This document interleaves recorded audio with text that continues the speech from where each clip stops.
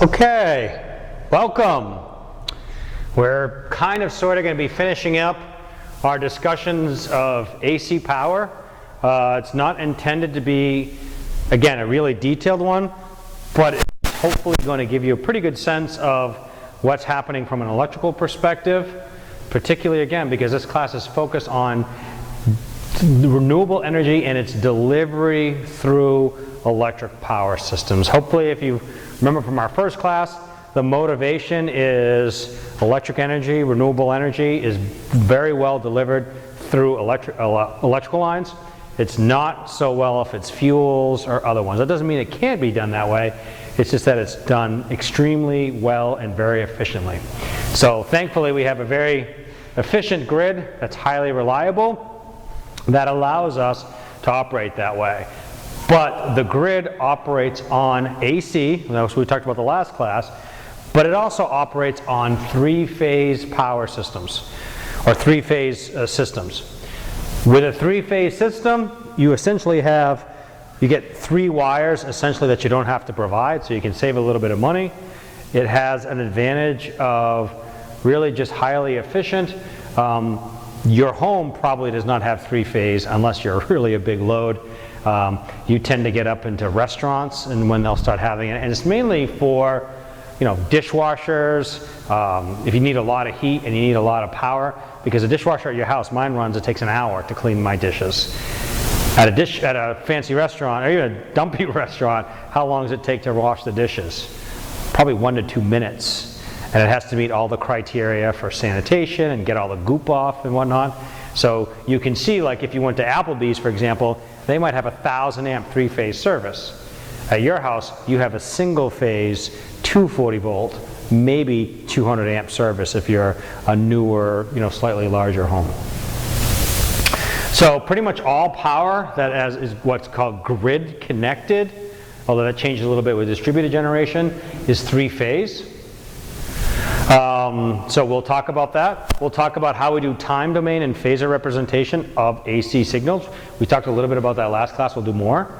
There are two primary connections. There's a Y and a delta connection. There are a couple sneaky ways of doing connections, but for the vast majority of you all, you'll never come across some of those. They talk about zigzags, they talk about Scott-T's.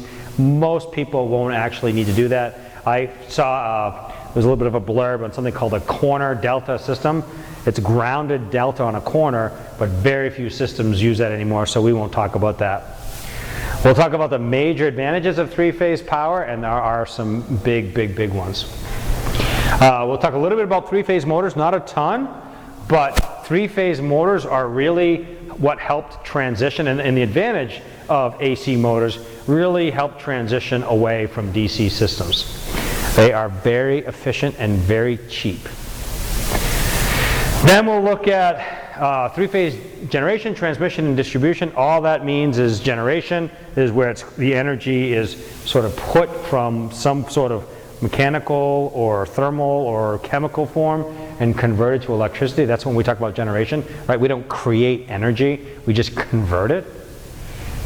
Transmission tends to be high voltage because we're moving lots and lots of power. So for most people, transmission is in the 100,000 plus volts. In Maine, because we're a rural state, we don't have the demand. Some people might even say transmission is 46 kV or even a sub-transmission level. There's different levels there.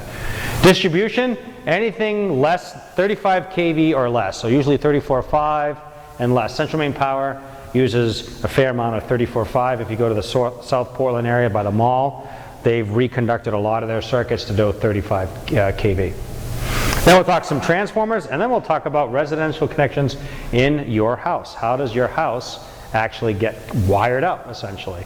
Not to suggest you go and rewire your house, make it better, or to wire your friend's house based on this information, but hopefully you'll get the concept.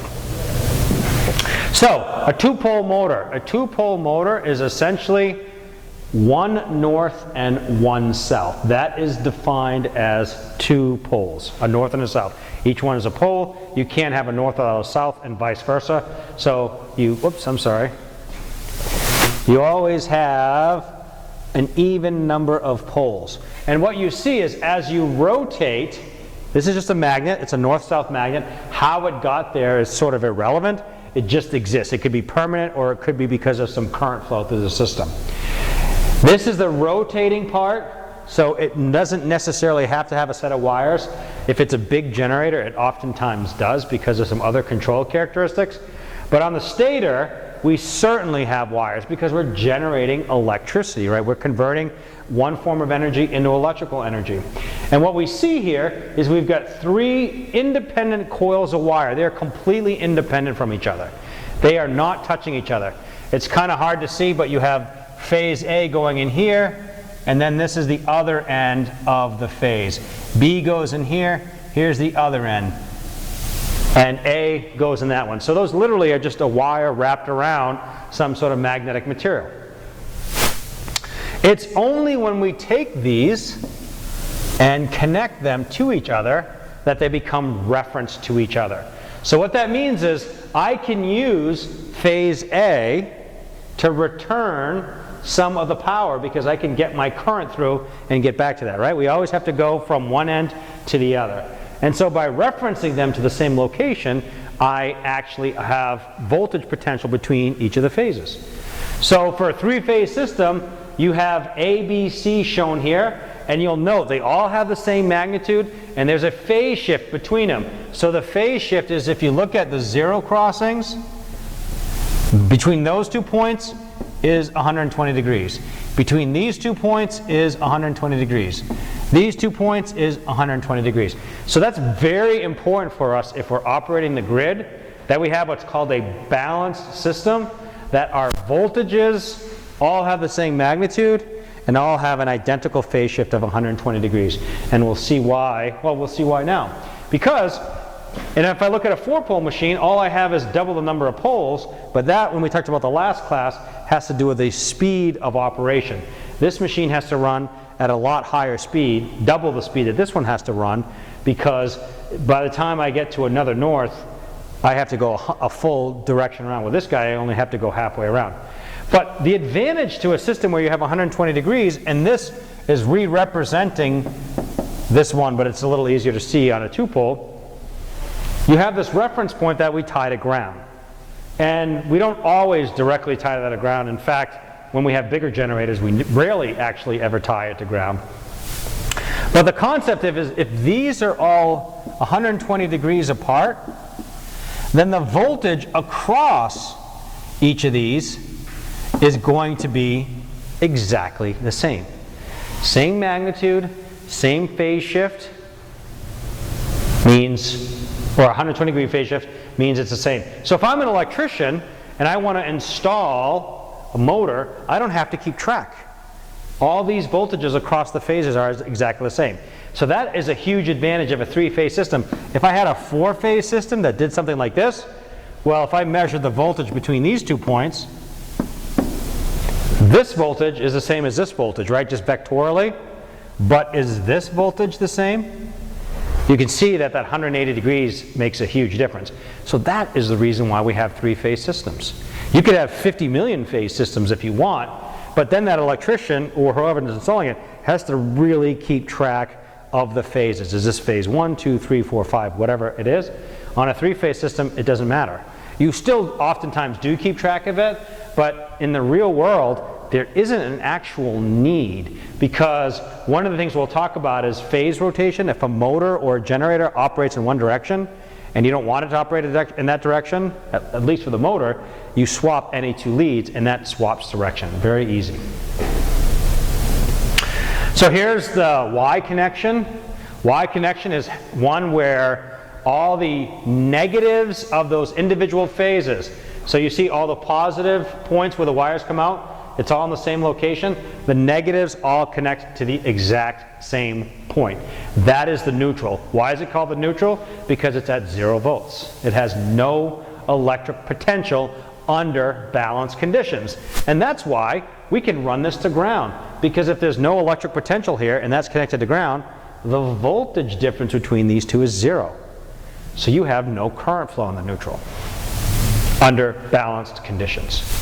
You can also do that with the load. So we have sources that are connected in three-phase, the loads also have to be connected in three-phase. And so what we're trying to show in this particular figure is be very specific. We have 3 separate power supplies that are referenced to one location. We have 3 separate loads that are connected at one specific location. So a three-phase load, let's say it's a resistive load, like you're trying to generate a lot of heat. These are just 3 individual resistors connected in a Y. That's all you need to do. So the Y has a neutral. All the negatives, obviously in a load there's no negative, but we call it a negative, are connected the same. A delta is the other one we'll come across. And let's see, this is a typo here, so I apologize. That should be minus to plus. It's very important that they're connected in a tip-to-tail configuration. So see, this is the tip-to-tail, tip-to-tail, tip-to-tail, because we want to make sure all these voltages see exactly the same value. If it was connected as shown and it was energized, you'd circulate current within the generator and the generator would catch fire, essentially. The loads don't care, right? The loads are just resistors, capacitors, whatever they need to be. You can connect them plus, minus, it doesn't matter. But a delta is one where we have no neutral. And as I mentioned earlier when we talked about corner grounding systems, you don't see them anymore. The downside of this is we do not have a ground like we do here. So delta systems, you better get a ground from some other place. Because an ungrounded system is a very dangerous system. And National Electric Code, National Electric Safety Code versus National Electric Code, there's 2 different codes. They're pretty particular about when you have ungrounded systems. It's mainly from a personal safety point of view. If you have an ungrounded system, you have to be very careful. It has to be something that's so important that if you lose somebody's life, that's better than the ungrounded system tripping, because you would lose many lives. So for example, at a hospital, if you had a grounded system, there's faults happening all the time, and you lose your source of power for the cardiac wing. How many people could die? But if somebody electrocutes themselves, it's unfortunate, but that's one individual that may have, passed on, as opposed to an entire wing, for example. Chemical facility, right? If I'm like in Houston right now, and you see what happens when you lose power, right? You have explosions that put out lots of toxins in the air and really have some serious damage to the environment. You would not want those critical systems to have a ground. That does not mean they don't have a ground. They just have a very high resistance, exceedingly high. So it's not grounded from the perspective of if I have a fault that it trips, but you can detect that a fault has occurred on the system. So it's really for ground detection as opposed to actually providing a path to ground. So why does a 3-phase motor transmit the 3 times as much power for the same amount of wire? Well, if I have 3 separate phases, don't I need 3 separate wires on each, or 6 total wires and 3 separate connections? But if you remember from the Y or delta, I only have 3. And the power that is being produced is the same. That's from this particular element here. It has nothing to do with the voltage or connections. This can produce 10 megawatts, so can't this. But to give me 10 megawatts from this guy, I need both cables. So by referencing them to a common point or against each other, I cut down the number of wires in half. Huge, huge, huge cost savings. Enormous. That's why you see transmission systems where they're always 3-wire. Sometimes there's a 4th wire for grounding or a neutral connection, but that's not always the case. Well, the grounding wire might always be there, but the neutral wire is not all that common unless you have a distribution circuit. They do make 6-phase systems that are, I think there's only a couple of them in the world, and I think they're in developing countries. I think Africa has a 6-phase or a couple 6-phase lines. And there are some advantages to it, but we won't get into that. In North America, it's 3-phase. Here is a huge, huge advantage. What happens if your torque is not constant in a motor? It's called vibration, right? If the torque is constantly increasing, decreasing, speeds up, slow down, speeds up, slow down. That's vibration.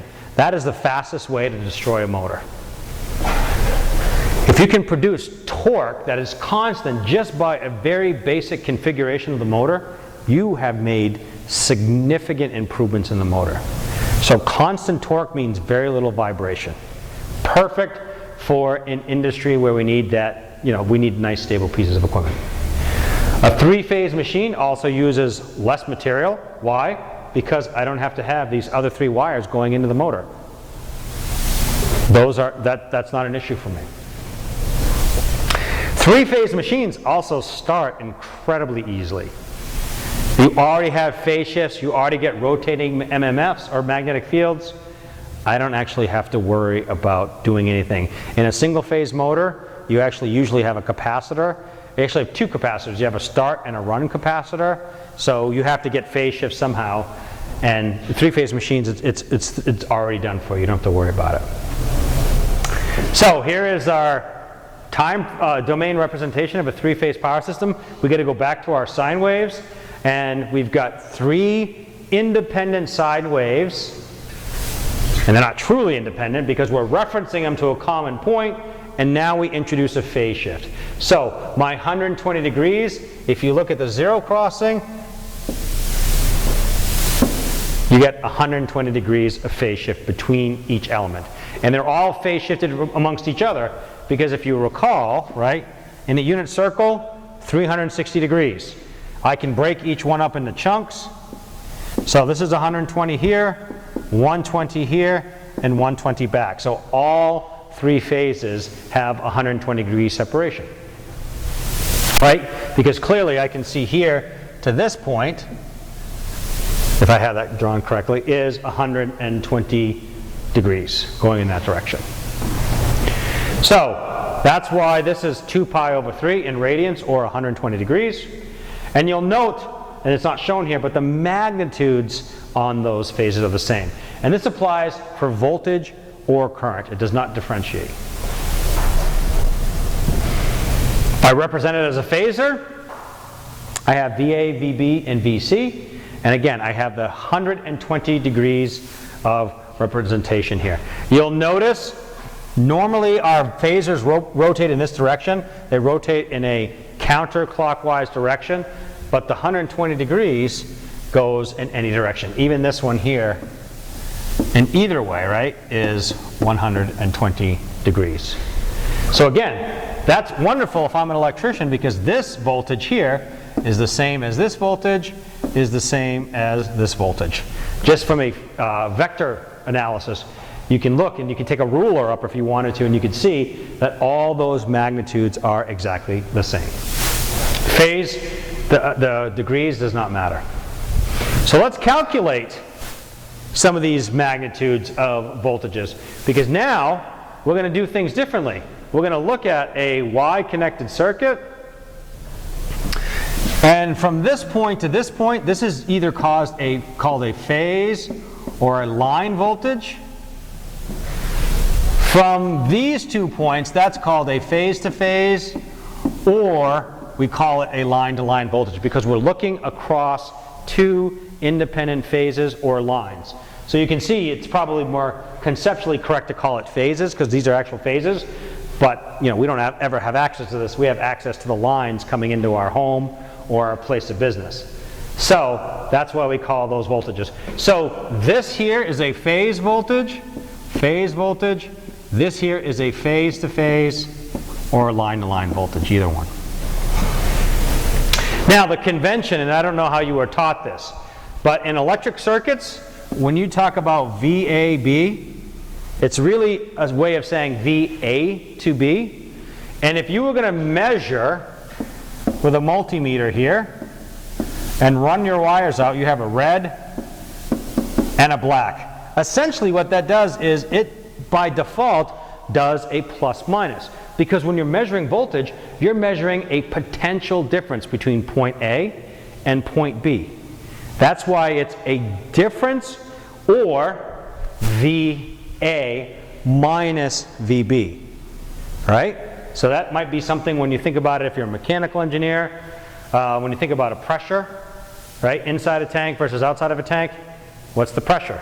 It's a difference in pressure between inside the tank and outside the tank. So if you're looking at absolute or gauge pressure versus what's in the tank, you always reference to that specific location. So if you actually had a pressure gauge, you'd be looking inside the tank, and then they'd have another tube vented to atmosphere. Okay? So that's the exact same concept is when you're measuring pressure in a system. You need a reference point, you separate them. So let's go ahead and solve for the difference in voltage. So you can see here this is some magnitude of voltage. It doesn't matter what, it could be any magnitude. And my VB is down over here.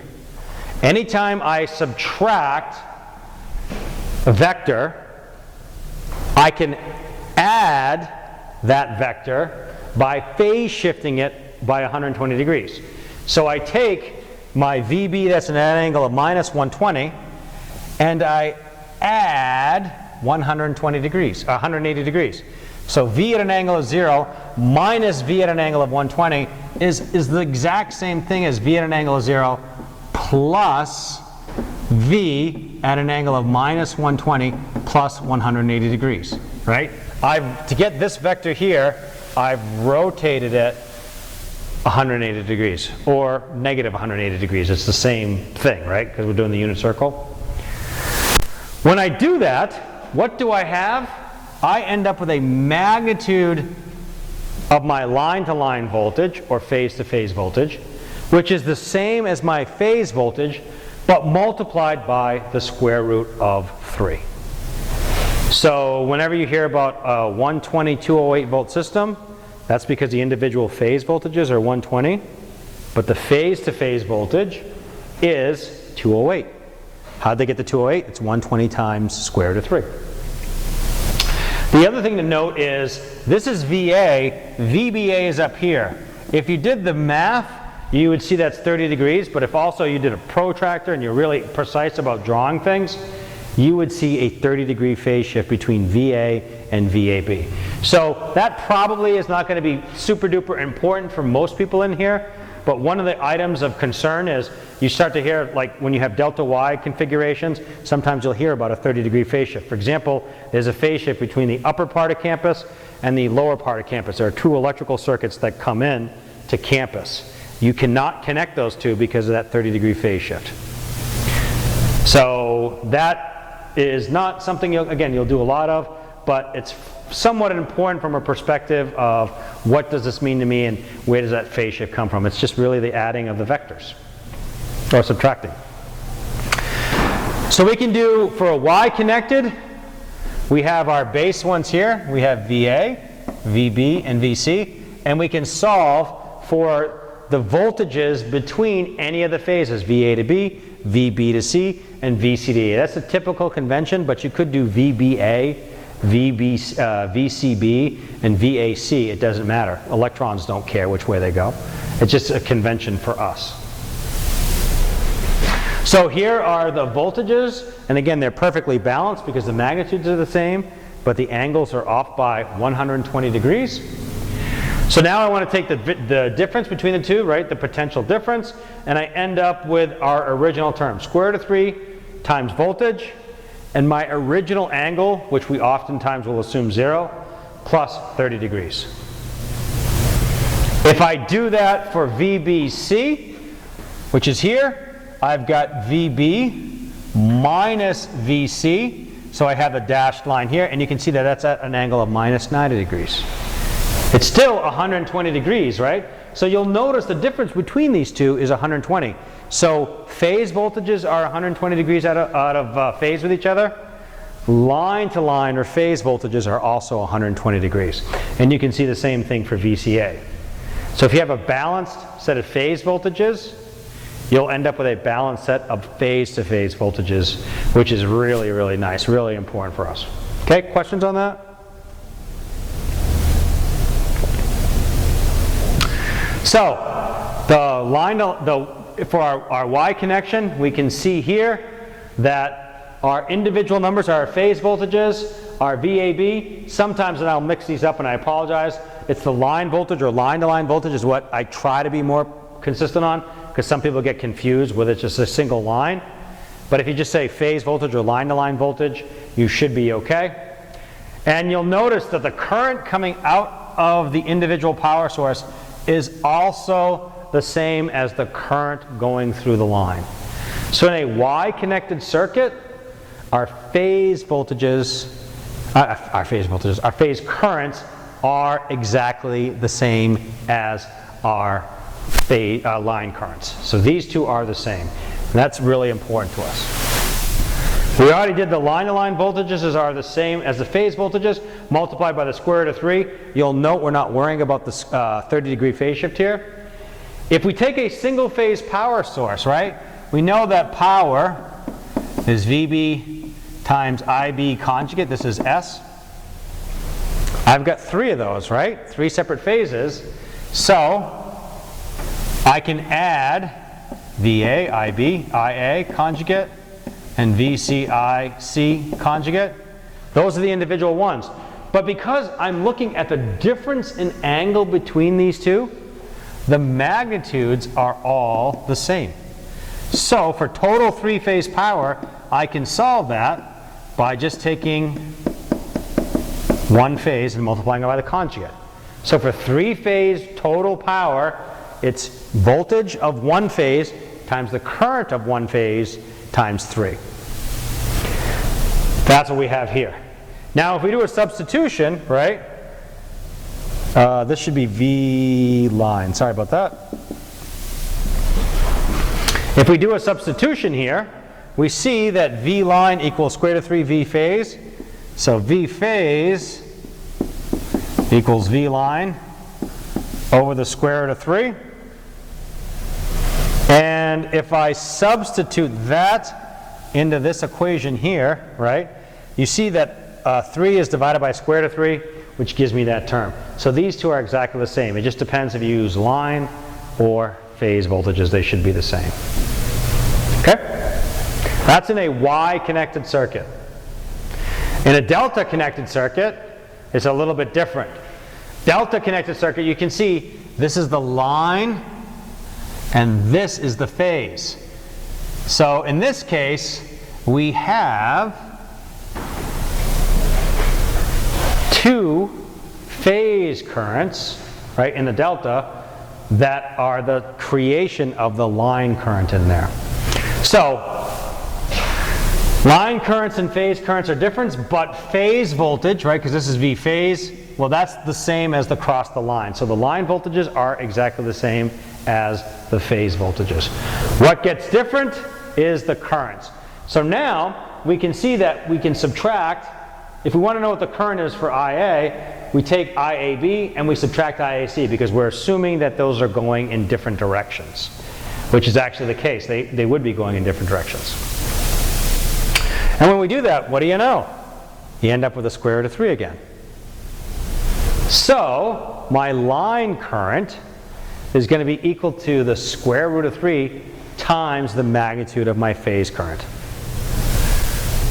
Only difference is this 30 degrees is negative here.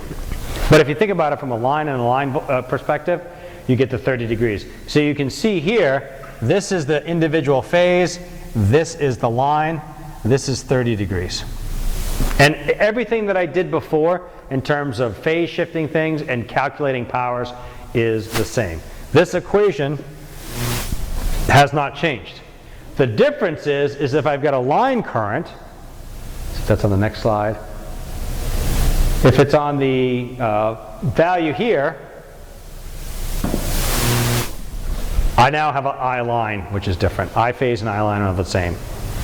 So you're pretty safe if you're with a Y or a delta. If you multiply by the phase quantities here, it'll work out okay for you. Okay? It should work out okay. All right, let's take a quick example. So I've got a 3-phase perfectly balanced system. I have a Y-connected source, right? We see the power supplies here, and a delta-connected load.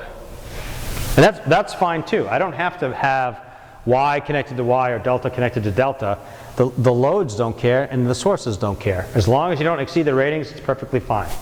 So I have a 13.8 kV system, and all the line-to-line voltages are balanced. So if I take my 8 kV, multiply it by the square root of 3, I end up with 13.8 kV. So across each one of these is 13.8 kV. I know the voltage across it, which means I can calculate the current through all of those phases. I know the magnitude of the current. It's 13.8 divided by 100. Where I get the phase shift from is in the case of IAB, I'm assuming I got a 0 degree phase shift. The load doesn't change. It's at 20 degrees. So my current through the load here is 138 at an angle of minus 20 amps. So each phase sees 138, but again, the angles are shifted by 120 degrees. The line currents, now I have to subtract the two, right? I have to subtract the appropriate two phase currents. So take IAB, subtract ICA, and I end up with 239 amps of current going to this particular load. And I can calculate what my power is by taking any individual phase, line current and phase current, multiplying those two, and then taking the conjugate, as long as they're the same phase, right? So it's VAB and IAB. When I do that, I end up with 5.4 megawatts plus J2 megavars feeding this particular load. And so 138 amps is not that much, but keep in mind it's at 13.8 kV. This is my power triangle. I've got positive P, positive Q, my S is here, and I've got a 20 degree phase shift between the two elements. Okay? Questions?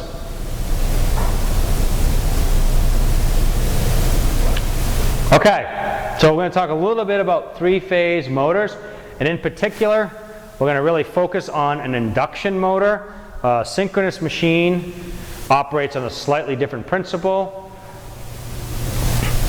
So here is our connected. We're connected to the grid somehow. We have three balanced set of currents, same magnitude, 120 degree phase shift. Each one of those currents is going to be routed into the stator, and that's going to produce a magnetic field.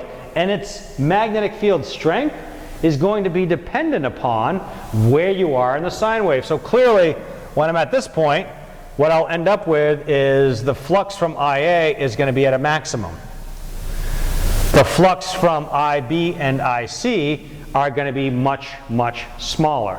So the idea is that when you sum these together, you get a resulting magnetic field that has that magnitude.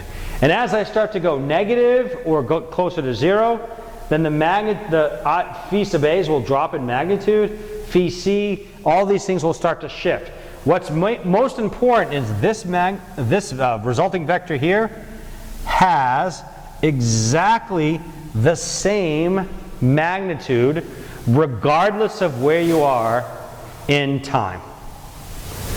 And that is the key part about our flux, right? You can see here, it just rotates along. Nice constant value. So that is particularly important to us because we get constant torque. And its speed matches the speed or the frequency, essentially the time speed, if you will, of the incoming phasors. It just depends on the number of poles you have in your system. So again, this is not to get too much detail in it. If you want to learn more about it, I have a lot more material on how you get constant torque out of it. But a three-phase AC machine has constant torque because of all this manipulation, if you will, or this addition of vectors inside the machine. Makes it very easy.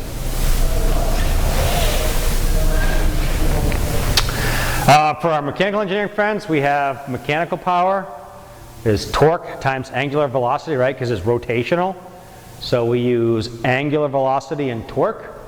Power equals torque times omega for mechanical power, if you recall that particular equation.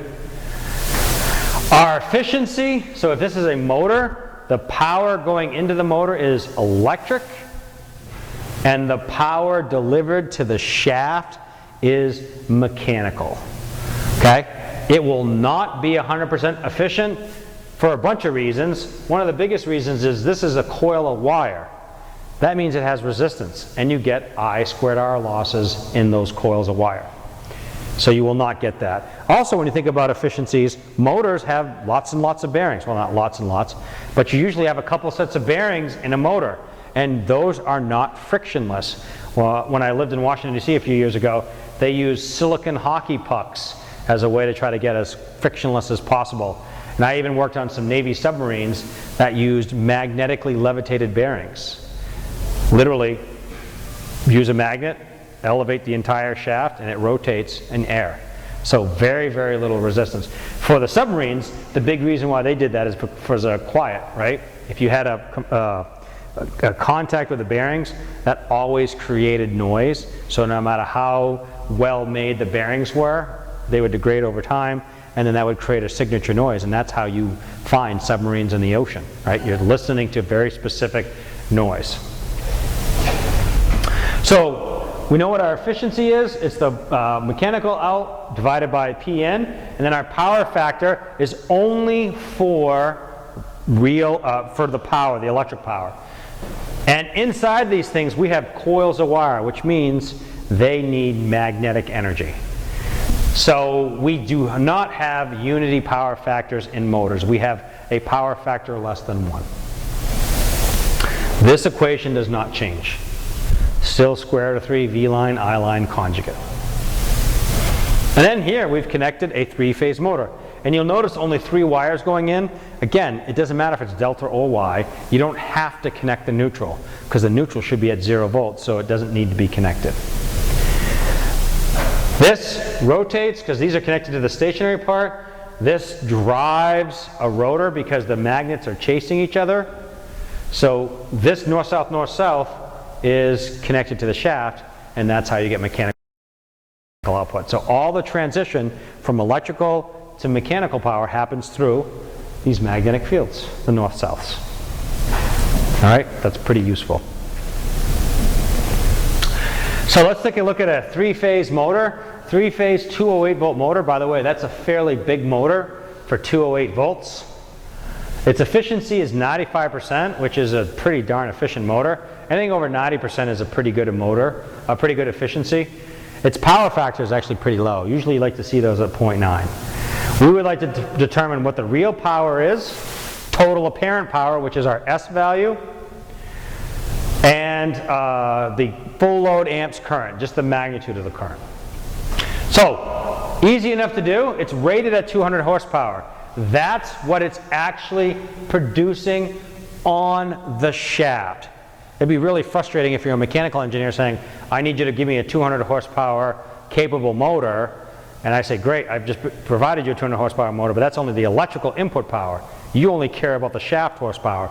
So when you buy a motor that has a nameplate, it delivers shaft horsepower, which means 200 mechanical equivalent horsepower on the shaft. So the first thing we do, we convert horsepower to watts, because that's an actual usable number that we have for electrical engineers, and we divide by our efficiency, because efficiency, if you recall, is P out over Pn. So to get shaft horsepower, and it doesn't matter to electrical engineers whether it's in horsepower or watts, or if it's some torque value. We just know that it's delivering 157 kilowatts. And if you lived in Europe, that's actually how they rate their motors. They don't rate them in horsepower, they rate them in watt, or actually kilowatts. Our total apparent power is just our real power divided by our power factor, right? Because it's just the right triangle. We get 201 kVA. And to get the magnitude of the current, we take our S value, and I'm not sure why this got cropped off. I apologize. That should be there. So our current value is just going to be determined by taking our total power out, dividing by square root of 3 times V line. So this motor draws 558 amps, which is a fairly heavy current draw for this type of motor. Usually when a motor gets to be 50 or so horsepower in size, you're probably talking 3-phase 480 volt. I think I've seen 10 or 15 horsepower motors that are single phase, but not the case. And usually anything over 350 horsepower is what's called medium voltage, so that becomes 4160 volts, 4160 volts. Although I was at a plant in New York that had a 2000 horsepower 480 volt motor, which was crazy how they wired it up. So this is just a picture, tells you all the words, and then I also show you what Q is here, so you can calculate the reactive power. This is just a trig identity, right? If I know this guy and I know this guy, I can solve for Q by using Pythagorean's theorem. One of the problems with the grid, they don't like to see lots of demand for Q, so they tell you to improve the power factor by adding capacitors. So a motor can be sort of modeled very simply as a resistor and an inductor. I can cancel out the effect of inductance on that circuit by adding a capacitor at the end. And I do that by adding 3 capacitors, 1 per phase, connecting them with Y or delta, doesn't matter, and that's going to improve the power factor. That's going to get it closer to unity. 0.78, you might actually have to pay a penalty from the utility company. So I want to increase the power factor, or improve it is another way to say, from 0.78 to 0.93. So what I need to do then is figure out what my new value of S should be. I can't change power. Real power is only supplied by the source. Okay? So I need to provide 157 kilowatts to this motor. I do not need to provide the original kVAR value that I had here, right? Not kVAR value. Where's the kVAR value? Let's go up one more. I don't need to provide that. I can let the motor or something else, the capacitor, provide this value. So let's figure out what the new capacitor or the new motor will draw at a 0.93. Now it needs 62 kVAR. So my capacitor has to make up the difference between the original value and what I'm going to supply. So my capacitor has to provide 64 kVAR. Why is that a difference? Because look at what has happened to the line current. The line current has dropped by almost 100 amps. And if I have line current, the losses in the line, I squared R, by dropping almost 100 amps, I'm dropping 100 amps squared times R power losses. Big, big improvements, and that's why the utilities charge you if your power factor is bad. Because they have to put power on the system, and they're just heating up the environment, and they're not getting paid for it. So that's why they'll tell you you have to improve your power factor. And you do that just by putting a cap bank. Last few things, transformers. So here are a couple different sizes. The one on the left is a 3-phase pad-mounted transformer. Not something you're going to be able to hang on a pole, kind of heavy. And you can also see the voltage by looking at the height of the insulators. This might be 345 kV, really tall, because you want to make sure that the lines coming in don't get anywhere close to the transformer case or shell, which is probably grounded. So this is a 3-phase big power transformer. You see some radiators here. That's just for cooling. Fans on the bottom to force air through to help with cooling. This is one that you'll find on the street. That's a pole-mounted transformer, single phase most likely. Comes in at 7200 volts, goes out to your house at 240 volts. And you can actually see three connections here. Across, I believe, the outer two is 240 volts, and the center is at 0 volts. And you can say, hey, wait a minute, did you tell me 240 volts? Well, it's plus minus 240, but if you can grab or tap in the center, you can get 120 and 120 here. So that's your house. That's how they do that, and we'll see that in an image. So generation, if it's big generation, 14 kV up to 25 kV, and actually you'll see some generators at 4160. You got lots of power here. You need to sell it to your customers or to customers. Step up the voltage to transmission level, because you want to reduce line losses and move that power greater distances. I'm going to step it down and get it to sub-transmission level, which is sort of bulk, not bulk power, but bigger power that's available. And then I run that to some substations, some distribution substations that if you're ever driving by the mall, you'll see that there's a small section kind of looking down when you get off the mall exit, the Hogan Road exit, and that's a substation. That steps it down to more manageable distribution level. And then you run lines typically overhead, but they can be underground depending on where you live and how fancy. And then you have a pole-mounted transformer that's next to your house that steps it down to 240. You have to have this because you could not get very far from the substation and still have 240 volts. So that's from energy in to energy consumed. And again, the one on the end, the customers are the most important because they pay the bills. Typically, I've never seen 1.15 million, but they do have them out there. In your house, 240, 120. The highest in the US is in American Electric Power Territory, which is in the middle of the country, 765 kV. They have longish lines and lots of coal generation, which tends to be very big power outputs, 500, 600, 700 megawatts, big stuff. On the East Coast, we don't have that much of a need because we don't have really long distances. If you compare the size of the states on the East Coast versus, start going west, they get a lot bigger. So the geography is such that it makes it very difficult. And also, if you think about New York City, you got 10 million people in New York City. If you had low voltage lines going in there, you'd have lots of line voltages. So going into New York City would be 345 kV. They do have some 750, I think, coming down from upstate New York. But that's the thing. But transformers, all they do on the system, all they do is reduce line losses. They step voltage up and reduce current significantly, step voltage down, increase current significantly, and then it's being used to the load. That's their whole purpose in life, reduce the line losses.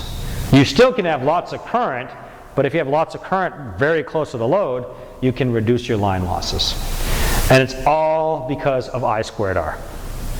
The other advantage too is that if you were really concerned about I squared R losses because you had lots of current, you might have to have really big conductors. So you have massive conductors on a pole, that's a lot of weight. So your structures would have to be designed more robustly. You'd have much more expensive wires than running something at 345 kV. That doesn't mean to say that those wires aren't fairly hefty as it is, but they are not nearly as hefty as they would be if they were running everything at generation voltage. This is fancy cabling. So this actually, you can see you have 4 different loads, ground wire, and then 3 conductors. So this is what you would typically need to go. Whereas you can easily simplify running something overhead, and you could handle many, many, many different customers. This is just to go to one particular load.